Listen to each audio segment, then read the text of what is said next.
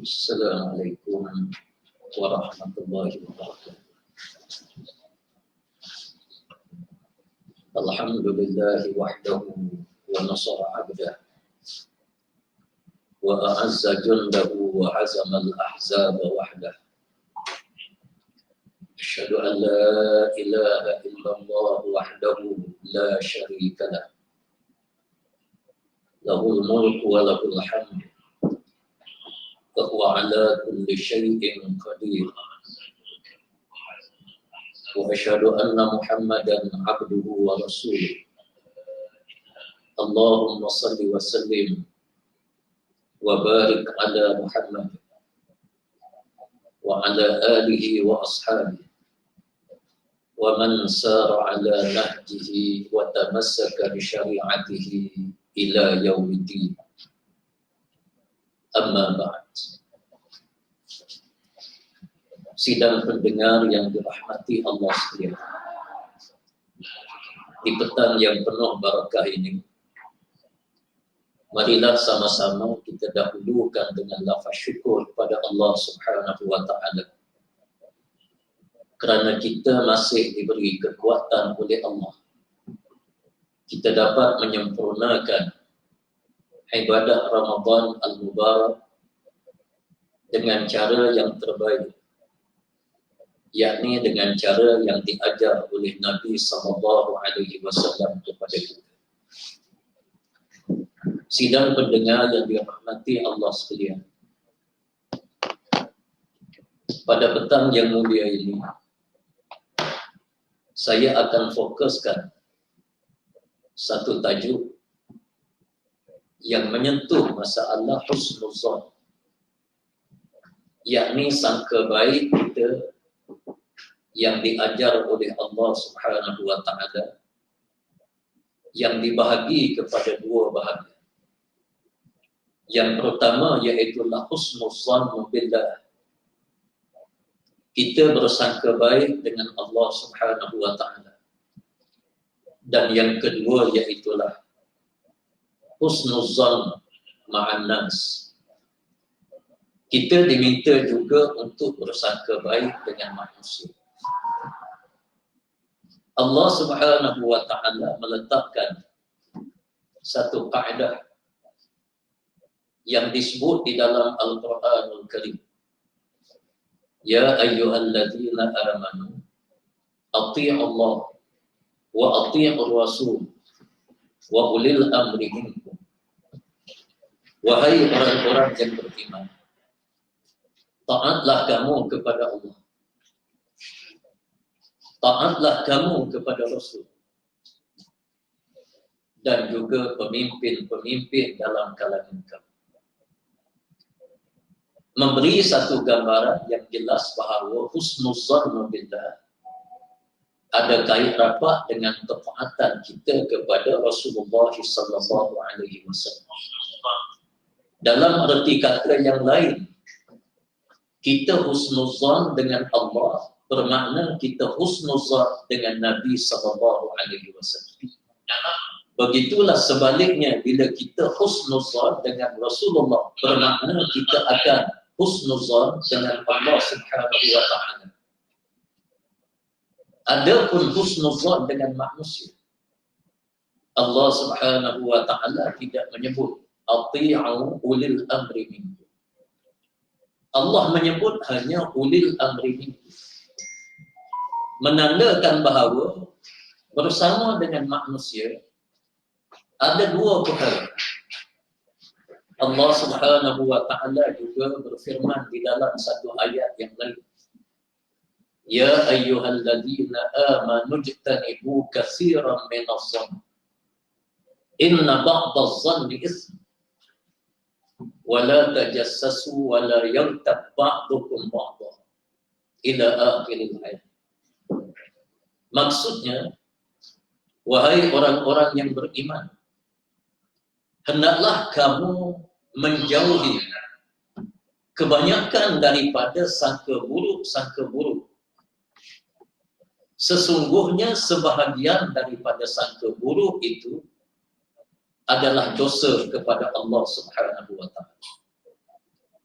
Di dalam ayat ini Allah Subhanahu wa taala menyebut inna ba'dadh-dhann, sebahagian daripada dosa ataupun separuh daripada sangka buruk itu adalah dosa.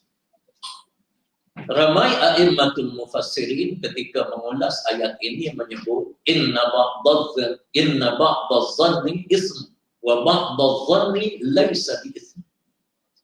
Ada sangka buruk kita dengan manusia ini menjadi dosa dengan Allah Subhanahu wa taala. Dan umumnya Allah minta supaya ijtanibu katsiran minadh-dhann. Kita hendaklah menjauhkan diri kita daripada sebahagian besar sangka buruk kita dengan manusia. Namun ulama-ulama tafsir secara terbuka mengatakan sebahagian daripada sangka buruk kepada manusia diharuskan di dalam Islam. Sidang pendengar yang dirahmati Allah sekalian, barangkali kalau kita lihat kepada tugas dan tanggungjawab kita manusia di dunia, dan kalau kita letakkan kepada tanggungjawab yang dipikul oleh manusia di atas muka bumi Allah, bukan sahaja selepas daripada manusia diciptakan oleh Allah, namun kalau kita lihat sebelum daripada manusia dicipta oleh Allah, Allah Subhanahu wa taala pamerkan di dalam Al-Quranul Karim satu dialog di antara Allah Subhanahu wa taala dengan para malaikat. Firman Allah taala, wa idh qala rabbuka lil malaikati inni ja'ilun fil ardi khalifah qalu ataj'alu fiha man yufsidu fiha wa yasfiku ad-dima wa nahnu nusabbihu bihamdika wa nuqaddisu lak qala inni a'lamu ma la ta'lamun. Maksudnya, dan ingatlah wahai Muhammad, ketika Allah Subhanahu wa taala berfirman kepada para malaikat, sesungguhnya aku akan utus, aku akan cipta di atas muka bumi ini makhluk yang bernama manusia untuk memegang tanggungjawab khalifah Allah Subhanahu wa taala. Lalu ucapan ini disambut oleh para malaikat dengan bertanya kepada Allah, ataj'alu fiha man yufsidu fiha wa yasfiku ad-dima? Adakah kamu akan cipta makhluk bernama manusia yang sentiasa menumpahkan darah, yang sentiasa mencipta masalah-masalah yang berbagai-bagai di atas muka bumi ini? Lalu Allah Subhanahu wa taala dengan tegas memberi jawapan kepada para malaikat, sesungguhnya aku Maha mengetahui apa yang kamu tidak ketahui. Di dalam ayat ini suka saya ingin menyeduh malaikat Allah Subhanahu wa taala menyebut makhluk bernama manusia ini kerja mereka menumpahkan darah, berkelahi, bermusuh, bersangka-sangka buruk di antara satu sama lain. Mengapa Allah Subhanahu wa taala mengatakan aku Maha mengetahui apa yang kamu tidak ketahui? Lalu Allah mencipta manusia datang ke dunia membawa tugas dan tanggungjawab yang besar. Namun apa yang kita dapat faham iaitulah manusia ini ramai di antara mereka yang sentiasa menumpahkan darah, sentiasa melakukan jenayah, sentiasa menyebarkan segala fitnah, terutama sekali zaman yang masyhur dengan alam maya. Kita lihat fitnah demi fitnah yang tidak pernah berhenti di media sosial. Semua ini memberi gambaran bahawa itulah dia realiti manusia yang dicipta oleh Allah Subhanahu wa taala. Hatta kalau kita sebut, kita ambil sepotong hadis Nabi sallallahu alaihi wasallam, Rasulullah pernah memberi peringatan manusia yang diutus oleh Allah ke dunia ini terbahagi kepada 73 kumpulan. Satu dimasukkan oleh Allah ke dalam syurga, yang baki semuanya dimasukkan oleh Allah di dalam neraka-Nya. Menandakan kepada kita bahawa manusia ini adalah kumpulan, adalah makhluk Allah Subhanahu wa ta'ala yang memiliki sifat yang begitu rupa. Maka yang demikian itulah Allah mengingatkan kepada manusia. Yang pertama, jangan kita sangka buruk kepada orang lain. Kita kena husnuzan. Namun inna ba'dadh-dhanni ism. Sebahagian sahaja daripada sangka buruk itu dosa. Yang disebut oleh a'immatul mufassirin, sebahagian daripadanya tidak berdosa. Para hadirin sidang Jumaat yang sidang pendengar yang dirahmati Allah sekalian. Kalau kita lihat kepada situasi makhluk yang disebut oleh Allah yang bernama manusia, yang sifat dia begitu rupa. Dan kalau kita perhatikan Nabi SAW sendiri, kita baca di dalam sirah Rasulullah, banyak keadaan Nabi kita bersangka buruk dengan kumpulan-kumpulan yang sepatutnya Nabi kita ini bersangka buruk kepada mereka. Di peringkat awal kalau kita tengok macam mana hubungan Nabi SAW dengan keluarga dia yang bukan Islam. Rasulullah berwaspada. Mengapa berwaspada? Kerana di dalam hati Rasulullah ada pertanyaan-pertanyaan.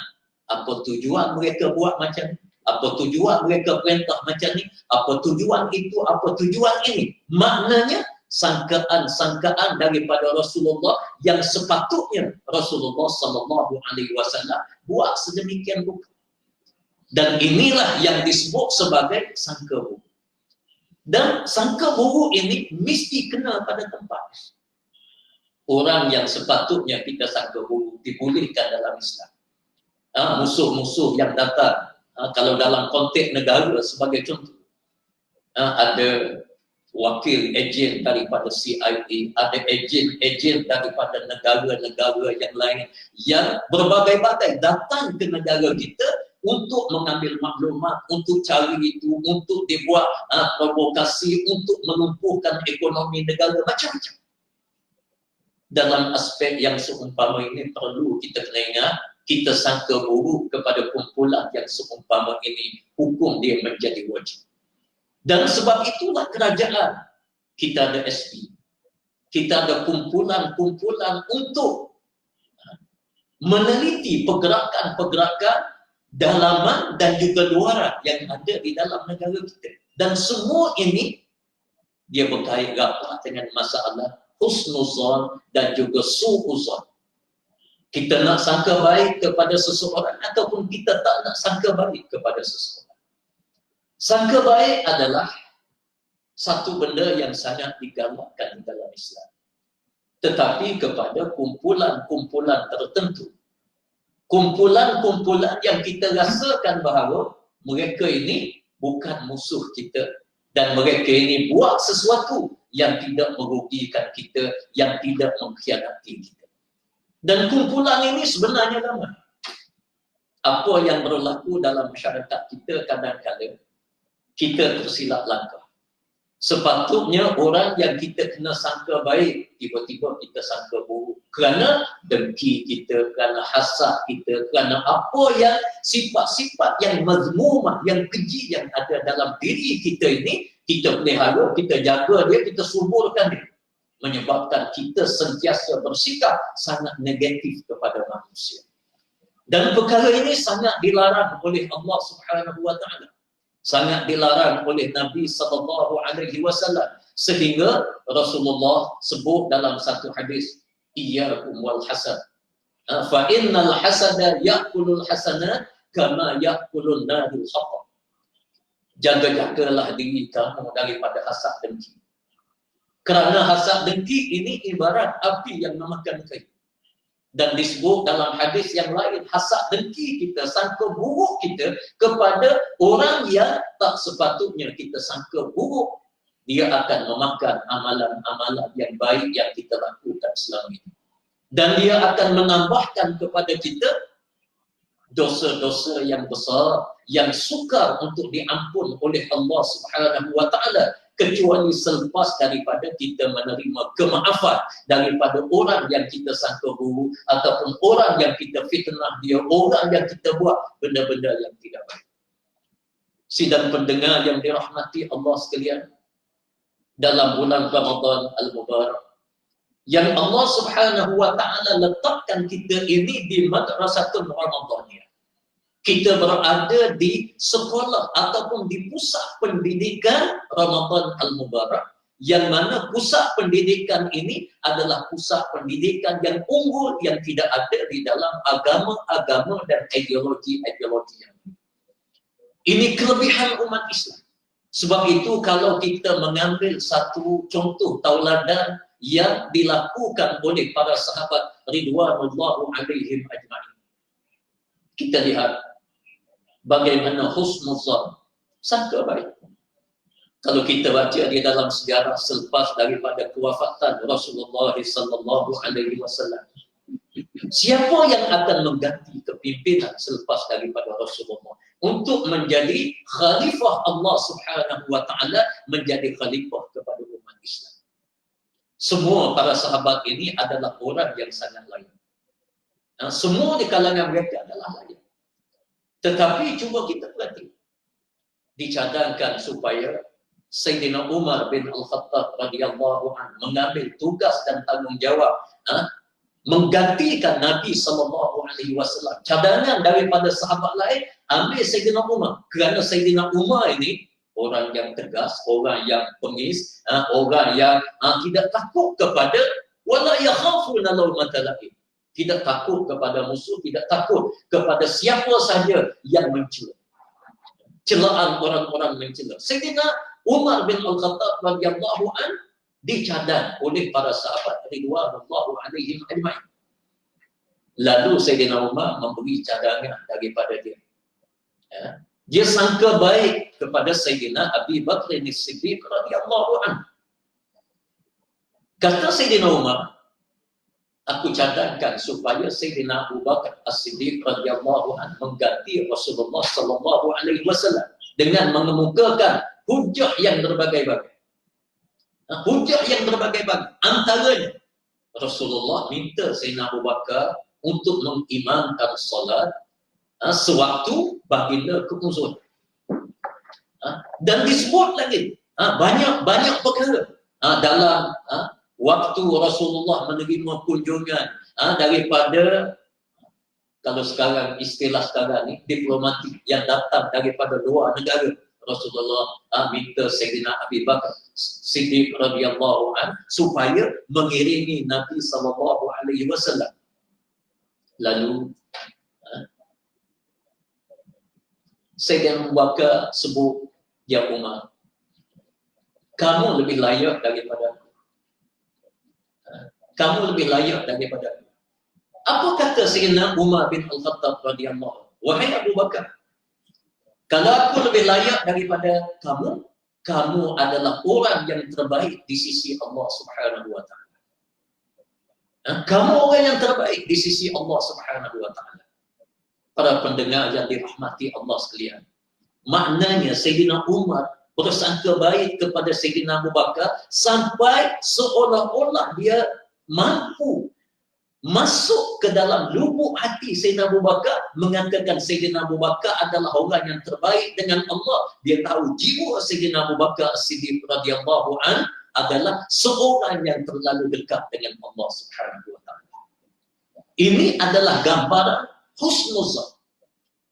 Selain daripada itu, kita lihat Sayyidina Utsman bin Affan radhiyallahu anhu, Sayyidina Ali bin Abi Talib karramallahu wajhah. Bila dicadangkan Sayyidina Abu Bakar, mereka ini yang mencadangkan supaya diwujudkan al-bai'ah. Kecuali Sayyidina Ali bin Abi Talib yang menguruskan jenazah Rasulullah sallallahu alaihi wasallam. Sayyidina Utsman dia mengerahkan para sahabat lain supaya datang ke Thaqifah Bani Sa'adah untuk dibuat al-bai'ah. Janji setia. Semua para sahabat ini memberi sokongan kepada Sayyidina Abi Bakr As-Siddiq radhiyallahu anhu. Bila Sayyidina Ali bin Abi Talib selesai daripada menyempurnakan urusan tasyyi' jenazah Rasulullah sallallahu alaihi wasallam, Sayyidina Ali itu memberi bai'ah Sayyidina Ali akur bahawa Sayyidina Abu Bakar adalah orang yang terbaik. Sidang pendengar yang dirahmati Allah sekalian, Dalam situasi sebegini, kalau kita lihat, itulah dia husnuzan. Dan husnuzan ini boleh membentuk kekuatan umat Islam. Kalau umat Islam, sesama umat Islam meletakkan su'uzan, sangka buruk, dengan maaf kalau saya sebut, dalam bulan Ramadan Al-Mubarak, peperangan yang berlaku di banyak negara, terutama sekali negara-negara Arab.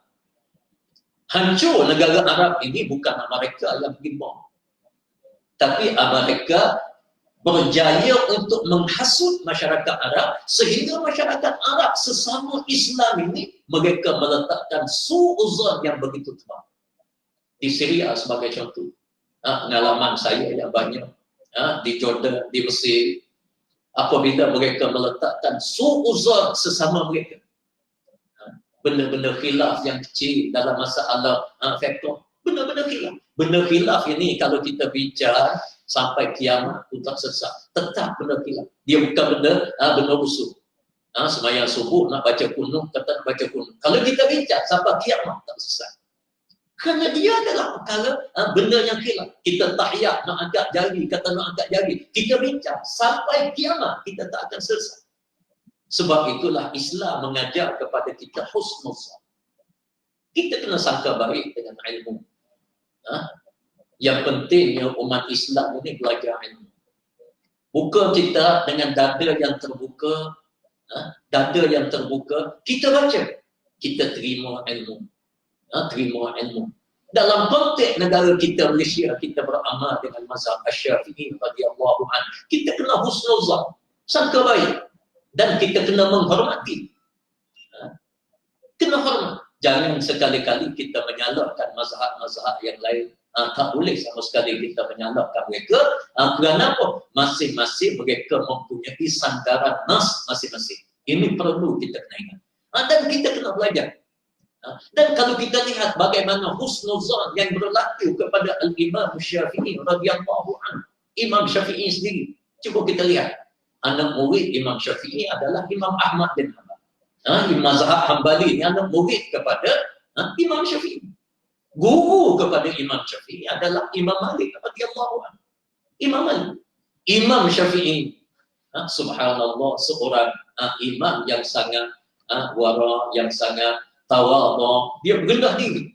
Sehingga bila dia pergi tempat Imam Ahmad bin Hanbal, lalu Imam Ahmad bin Hanbal bila solat subuh, dia tak baca kunut. Bila Imam Syafi'i pergi, Imam Ahmad ni anak murid dia. Imam Ahmad menghormati Imam Syafi'i, minta Imam Syafi'i supaya mengimamkan sembahyang. Bila Imam Syafi'i mengimamkan solat subuh, Imam Syafi'i tak baca kunut. Tak baca kunut. Lalu anak murid Imam Syafi'i tanya, wahai Syafi'i, Imam Syafi'i, mengapa kamu tak baca kunut? Kamu ikut Imam Ahmad bin Hanbal, sedangkan Imam Ahmad ni anak murid kamu. Apa kata Imam Syafi'i? Imam Syafi'i mengatakan bahawa mungkin pandangan daripada Ahmad lebih baik daripada pandangan aku, dan pandangan daripada dia lebih tepat, lebih sahih daripada aku. Semua pandangan-pandangan yang khilafiyah ini, kata Imam Syafi'i, boleh berkhilaf kecuali sahibu hadzal qabr, iaitulah tuan kepada kubur ini. Dia tuju kepada maqam Rasulullah sallallahu alaihi wasallam. Rasulullah jawab tak boleh. Orang lain boleh. Tapi dengan husnuzan kita akan boleh menguatkan pandangan para hadirin sidang pendengar yang dirahmati Allah sekalian. Kalau kita baca kitab tafsir sebagai contoh, kalau kita tidak berpegang dengan pandangan-pandangan yang berbagai-bagai, nescaya ayat yang ditafsirkan itu dia tidak akan matang, dia tidak akan jadi matang. Dan ilmu kepada kita pun tak bermanfaat. Tapi kalau kita husnuzan, ini penting, husnuzan, sangka baik. Bukan bermakna apa yang kita husnuzan dengan ilmu, kita kena amal, buat balik ke negara kita, kita amal benar ni. Kalau kita beramal pelik-pelik, buat balik pandangan-pandangan macam ni, kita amal tempat kita, dia boleh berlaku pecah belah, dia boleh macam-macam. Kerana di belakang kita ini juhala, bukan orang yang alim belaka. Itu tak boleh ditegahkan. Di dalam Islam pun tak boleh. Tapi kalau di negara-negara yang kebanyakan daripada mereka tahu, mereka alim, orang yang tahu. Pengalaman saya mengajar di Mesir. Kadang-kadang kita pergi semaya ini masjid ya, Imam Abu Hanifah. Pergi masjid ini mazhab dia Syafi'i. Pergi masjid ini mazhab Imam Malik radhiyallahu anhu. Ada masjid kita pergi, imam dia tidak tiap. Tu lurus tangan tu. Sebab apa? Dia mazhab Malik radhiyallahu anhu. Tapi tak ada seorang pun yang kritik di belakang. Dan ini adalah tempat yang berkumpulnya ilmu, tak ada masalah. Tapi tempat kita kalau kita buat macam tu menyebabkan orang tak pergi masjid. Lebih besar daripada itu. Jadi sebab itu dalam perkara yang seumpama ini, para alim ulama yang ada, dia kena husnuzan. Jangan kita menuduh di antara satu sama lain. Benda khilaf ke tak khilaf. Kecuali benda yang usul. Benda yang membabitkan usul, membabitkan akidah, babit perjuangan. Kita ni terbalik. Kadang-kadang benda yang sepatutnya kita kena berkelahi dalam bab ni, kita tak berkelahi. Bab menegakkan syariat Allah Subhanahu wa taala dalam negara. Yang ni tak ada khilaf. Tapi kalau ada orang tak nak tegur, kita duduk diam ya. Tapi kalau bab tahiyat akad jari, kalau bab nak baca wirid kuat ke nak kuat, ini kita duduk berkelahi sana. Kita ni terbalik. Jadi biar kita ni matang. Masyarakat di negara Arab sebagai contoh, mereka berperang kerana mazhab. Berperang. Di Syria, sanggup bom. Dia bom kumpulan ini. Semuanya, siapa mereka ini? Mereka ini ikhwanuna fillah. Sahabat-sahabat kita yang beriman kepada Allah, yang satu kiblat, yang kita semayang sekali. Tapi mereka sanggup membunuh. Kerana apa? Kerana tebalnya su'uzan, sangka buruk kepada orang lain. Sehingga sampai satu tahap, apa yang diajar semuanya tak betul. Macam yang berlaku di Syria. Kumpulan ini, bila dia mengajar, ini semua tak betul. Yang dia ta'assub dengan syekh dia, semua yang syekh dia ajar betul lah. Walah ada benda-benda yang diajar yang membabitkan tarikat macam-macam, boleh menyesatkan. Dia telan semua sekali dan dianggap ini adalah betul. Kenapa? Kerana konsep husnuzan dengan su'uzan ini telah bertukar wajah. Jadi Islam ajar kepada kita husnuzan. Kita sangka baik kepada orang yang bawa ilmu, kepada umat Islam. Kerana sangka baik ini boleh membentuk wahdatul ummah. Umat Islam yang satu. Sidang pendengar yang dirahmati Allah sekalian, dalam bulan Ramadan ini kita kena muhasabah diri. Amerika sebab apa dia kuat? Kerana dia satu, dia tak bergaduh sama-sama orang Amerika. Dia tak berperang sama-sama dia. Balah besar macam mana sekalipun, dia tidak sampai tahap betul. Mengapa kita umat Islam, agama kita ajar kepada kita supaya bersatu, agama ajar kepada kita supaya kita husnuzan, kita sangka baik kepada sesama umat Islam, tiba-tiba kita ambil su'uzan, kita sangka buruk, sampai satu tahap kita pertikaikan keimanan dan akidah. Ada orang cakap dia ni akidah sesat, dia ni begini, orang ni sesat, orang ni menyeleweng. La haula wala quwata illa billah. Kita cuba hapuskan perkara ini melalui tarbiyah Ramadaniyah. Kita semok diri kita. Jangan kita duduk semok orang lain. Kita cek diri kita, perbetulkan diri kita. Jangan kita duduk salahkan orang lain. Nak salah, kita salahkan diri kita dulu. Salahkan diri kita dulu. Tanya dulu ilmu kita banyak-banyak. Sunan Sittah kita baca habis ke tak habis sebelum daripada kita buat apa-apa keputusan. Fiqh mazahib al-arba'ah paling kuat kita baca banyak mana. Kita talaqi banyak mana, kita ambil banyak mana sebelum daripada kita menuduh orang ni jahil, orang ni itu, orang ni macam-macam kita dengar itu, dengar ini. Kita tuduh, kadang-kadang tuduh ulama-ulama yang muktabar. Hatta ulama-ulama muktabar. Al-Imam Syarif Said Qutb, ada orang mengatakan dia sesat, dia dibawa teroris lah, macam-macam. Subhanallah, sahabat-sahabat yang dirahmati Allah sekalian, perlu kita kena ingat, Said Qutb ni siapa, kita ni siapa. Kita ni apa Quran habis kita. Kita ni apa hadis banyak mana. Berbanding dengan para alim ulama yang kita sebut macam-macam. Sedangkan Ulama-ulama yang kita sebut, orang ni tak betul, orang ni tak betul. Universiti seluruh dunia jadikan kitab-kitab dia ni sebagai masadir, bukan marajih. Sebagai sumber. Sumber yang paling besar, dia panggil masadir, bukan marajih. Marajih ni kitab-kitab yang kecil, dipanggil marajih. Tapi macam tafsir fi zilalil Quran dianggap masadir. Ini adalah perbincangan ilmiah. Jadi kalau universiti yang ada di dalam yang profesor-profesor boleh terima dengan baik, kita yang duduk kadang-kadang baca ayat lazim tu tak apa betul, kita nak tuduh orang tu macam ni, orang ni macam ni, ini adalah satu perkara yang sangat-sangat tidak berpatutan, sangat-sangat tidak baik.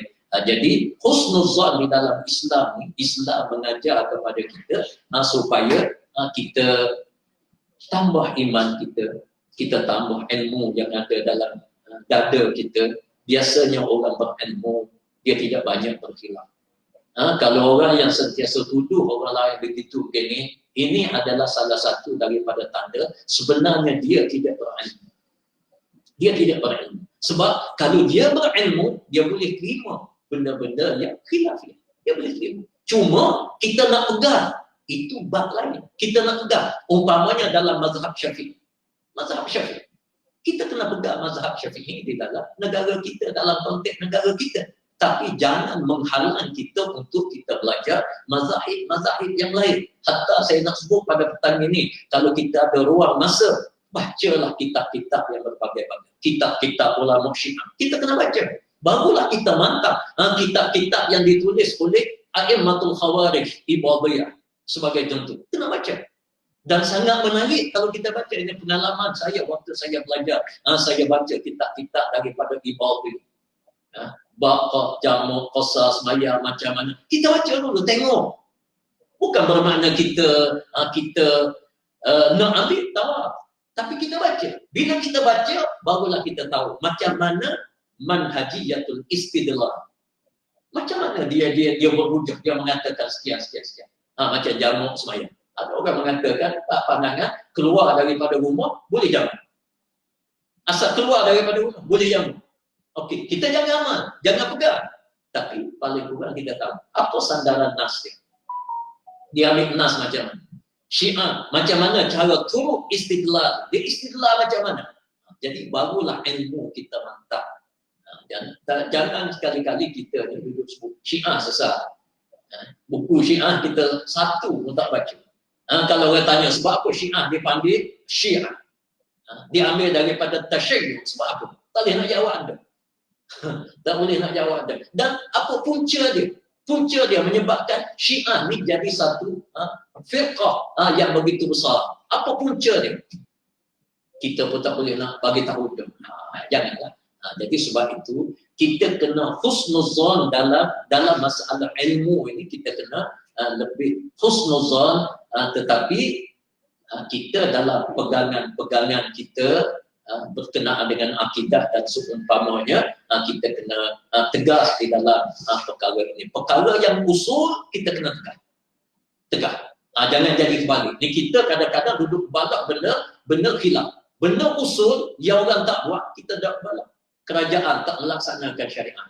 Dia duduk geger, duduk lawan benda khilaf. Benda ni tak khilaf, tapi dia pula tukar sokong yang tak betul, yang zalim dan seumpamanya. Ini sudah terbalik. Khilaf di masjid, akhir sekali tak pergi masjid. Pergi masjid dia benar usul. Benar usul, tapi berkhilaf dengan tu imam, akhir sekali tinggal masjid. Sepatutnya tak jadi begitu. Jadi kita kena banyak keadaan kita kena husnuzan dan banyak keadaan kita kena su'uzan sebagaimana yang saya sebut tadi, dengan musuh-musuh Islam, dengan orang-orang yang kita rasakan mereka ini datang untuk menghancurkan Islam. Sebaran yang perlu kita kena ingat. Musuh Islam dia cuba laga-lagakan orang Islam. Dia tengok orang Islam ni ada tarikat macam-macam. Jadi dia ambil tarikat ini, dia berinya duit, dia apa semua sekali. Akhir sekali berkelahi. Berkelahi. Dan ini kita kena ingat. Di Syria, hancurkan tangan orang Islam sendiri. Di Iraq, hancurkan tangan orang Islam sendiri. Di Yaman, hancurkan apa? Kan orang Islam. Jadi jangan sekali-kali kita tak kenal tak. Sepatut benda-benda macam ni kita tak su'uzan. Su'uzan. Sebab apa kita nak berperang? Kita khabar mereka syarikat dulu di belakang. Kita kena su'uzan benda macam ni. Ini dia kadang-kadang benda yang sepatutnya kita su'uzan, kita telan sehingga kita sanggup membunuh sahabat-sahabat kita seagama dengan kita, dan benda yang diajar oleh Islam supaya kita tasamuh, kita bertolak ansur, kita tak bertolak ansur pula. InsyaAllah Ramadan Al-Mubarak yang datang kepada kita pada tahun ini, kita ambil pengajaran-pengajaran ini dan kita jadikan agama kita ini sebagai agama Islam yang benar-benar menyatukan umat Islam, bukan memecahkan umat Islam. Yang menyatu padukan umat Islam. Mudah-mudahan umat Islam dalam negara kita Malaysia ini tidak berpecah di antara satu sama lain. Kita tak berpecah dan kita tidak menjadi musuh kepada musuh-musuh Islam yang sentiasa memandang serum kepada agama Islam yang baik, yang bersih, yang mulia ini, insya-Allah. Sidang pendengar yang dirahmati Allah sekalian, saya kira itulah sedikit atas kira ringkas pada petang yang mulia ini, dan marilah sama-sama kita akhiri kuliah kita pada petang ini dengan kita berdoa ringkas kepada Allah Subhanahu wa taala. A'udzubillahi minasyaitonir rajim. Bismillahirrahmanirrahim. Alhamdulillahirabbil alamin wassalatu wassalamu ala sayyidil anbiya'i wal mursalin sayyidina maulana Muhammad wa ala alihi wa sahbihi ajma'in. Allahumma zakkirna ma nasina wa 'allimna ma jahilna. Allahumma zidna ilman wa fahma wa zidna rizqan halalan tayyiban. Allahumma ij'al jam'ana hadza jam'an marhuma wa tafarraqana min ba'dihi tafarruqan ma'suma. Allahumma inna nas'aluka في نهور أعدائنا ونعوذ بك من شرورهم. اللهم رد كيدهم على نهورهم. اللهم بدل شأنهم وفرج جمعهم وشتت كلمتهم وزلزل أقدامهم وسلط عليهم كلبا من كلاب. يا قهار يا جبار يا منتقم. اللهم يا منزل الكتاب ومجري السحاب وهازم الأحزاب اهزمهم وانصرنا عليهم يا رب العالمين. اللهم من أراد بهذا الدين خيرا فوفق إلى كل خير ومن أراد به شرا فقزعة عزيز مقتدر يا رب العالمين. اللهم دبرنا فإنا لا نحسن التدبير. اللهم يسر لنا ولا تعسر علينا. اللهم تممنا بالخير. ربنا هب لنا من أزواجنا وذرياتنا قرة أعين واجعلنا للمتقين إماما. ربنا آتنا في الدنيا حسنة وفي الآخرة حسنة وقنا عذاب النار. وصلى الله على سيدنا محمد وعلى آله وصحبه أجمعين والحمد لله.